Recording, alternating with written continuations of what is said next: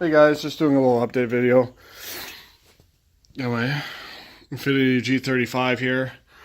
I'm at the point right now where I'm getting the motor mounts done. As you can see, stock OEM versus the Z1 Motorsports motor mount. Made out of T61 high grade aluminum, aircraft aluminum. Compared to the old bushing, yeah, this is a solid motor mount. I don't care. I want it solid. This bushing, unlike many others, is just completely destroyed. If you own the car as long as I have,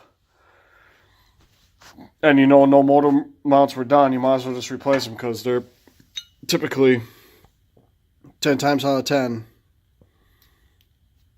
are junk. Now getting to this point, I still haven't dropped the subframe.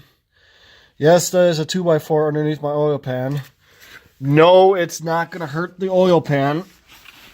Oh, you guys screaming out there already. You got plenty of wiggle room. I was able to wiggle that thing out. That motor mount broke when I dropped it on the ground. I'm pretty sure it was broken to begin with. But, go to the other side. Still have the old one in there. Might as well do it while I'm at this point. Because I had the headers out. I was able to get to the top bolts. There's the motor mount bracket right there. It's 2 bolts. One is a 14 mil. The bottom one is a 17 millimeter.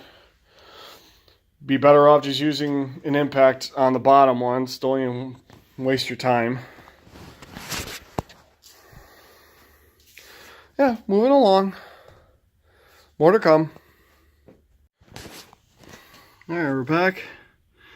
Both solid motor mounts are now installed.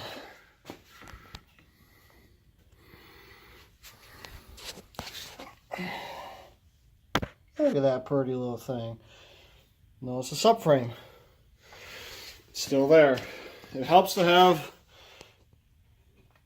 the headers out of the way when you're doing this because you can get to the top bolt a lot easier. And again,